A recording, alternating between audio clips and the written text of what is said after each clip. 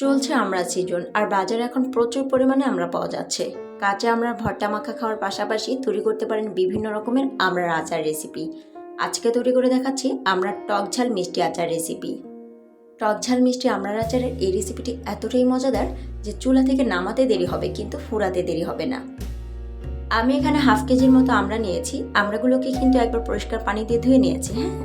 এরপর একটি পিলারের সাহায্যে এই প্রত্যেকটা আমড়ার স্কিনকে আমি ছিলে নিচ্ছি। আমড়াগুলো অবশ্যই এরকম সবুজ করে ছিলার চেষ্টা করবেন, এতে করে কিন্তু আচারটা খাওয়ার সময় একটা টক স্বাদ আসে। আমড়াগুলো ছিলে নেওয়ার পরে দেখলাম অনেকটা কষ বের হয়েছে, তাই একবার পরিষ্কার পানি দিয়ে খুব ভালো করে ধুয়ে নিচ্ছি।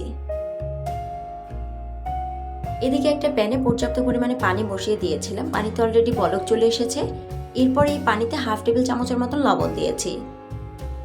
এখন এই লবণ পানিতে আমড়াগুলোকে সিদ্ধ করে নেব প্রায় 2 থেকে 3 মিনিটের জন্য। এতে করে আমড়ার ভিতর থেকে অতিরিক্ত টকটা বেরিয়ে আসবে আর আচারটা তৈরি করতেও সময় লাগবে কম। প্রায় 2 থেকে 3 মিনিট পরে আমড়াগুলোকে তুলে একটি স্ট্রেনারে রেখে দিচ্ছি, যাতে করে পানিটা নিংড়ে যায়।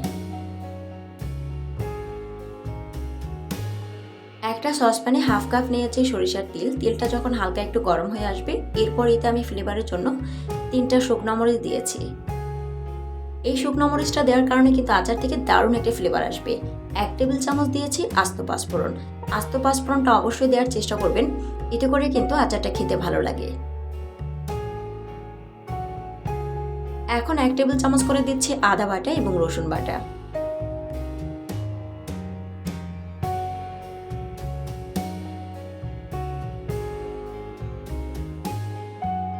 হাফ টেবিল চামচ করে দিয়ে দিচ্ছি লবণ, হলুদের গুঁড়া এবং ধনিয়ার গুঁড়া।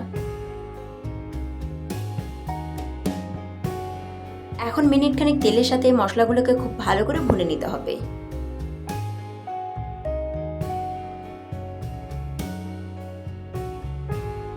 মশলাটা যখন খুব ভালো করে ভুনানো হয়ে যাবে, তখন আগে থেকে পানি নিংড়ে রাখা সিদ্ধ আমড়াগুলোকে দিয়ে এই মশলার সাথে আমড়াগুলোকে প্রায় 1 থেকে 1.5 মিনিট পর্যন্ত খুব ভালো করে কষিয়ে নিতে হবে।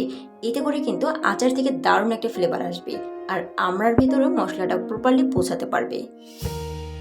আমি এখানে 1 কাপ মতন চিনি দিয়েছি, আপনি চাইলে একটু বাড়িয়ে অথবা কমিয়ে দিতে পারেন।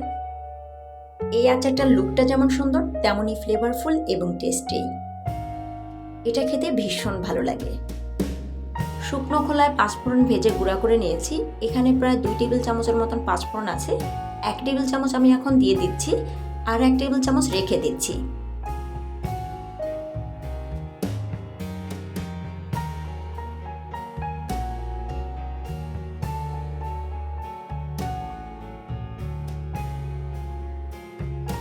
এখন একটি ঢাকনা দিয়ে আচারটাকে কুক করে নিচ্ছি আনুমানিক 5 থেকে 6 মিনিটের জন্য। এতে করে কিন্তু আচারটা প্রপারলি সিদ্ধ হয়ে যাবে। আপনারা যারা আচার সংরক্ষণ করতে চাচ্ছেন তারা চাইলে এখানে 1/4 কাপ ভিনেগার ব্যবহার করতে পারেন, কারণ ভিনেগার আচার প্রিজার্ভ করতে সাহায্য করে। আমি কিন্তু এখনো পর্যন্ত আচারে কোনো ধরনের মরিচ ব্যবহার করিনি। এখন আমি 1.5 টেবিল চামচের মতন চিলি ফ্লেক্স দিয়ে দিচ্ছি। যতটুকু চিলি ফ্লেক্স দিচ্ছি এতেই কিন্তু ভীষণ ঝাল হবে। আর রেখে দেওয়া 1 টেবিল চামচ পাঁচফোড়ন গুঁড়াটা দিয়ে দিলাম। এখন আচারটা কিন্তু আর খুব বেশি সময় রান্না করতে হবে না। আজকের এই ফ্লেভারফুল এবং টেস্টি আচারের রেসিপিটি অবশ্যই বাসায় একবার ট্রাই করার অনুরোধ করছি। আপনারা দেখছিলেন দিলশাহা রাজ ওয়ার্ল্ড। এরকম সুন্দর, সহজ এবং সুস্বাদু রেসিপি পেতে অবশ্যই দিলশাহা রাজ ওয়ার্ল্ডের সাথেই থাকবেন। ভিডিওটি ভালো লাগলে একটি লাইক করবেন এবং চ্যানেলটিতে সাবস্ক্রাইব করে পাশে থাকার আমন্ত্রণ করছি। আবারও দেখা হবে নতুন কোনো এপিসোড নিয়ে। ততক্ষণ পর্যন্ত ভালো থাকবেন, সুস্থ থাকবেন।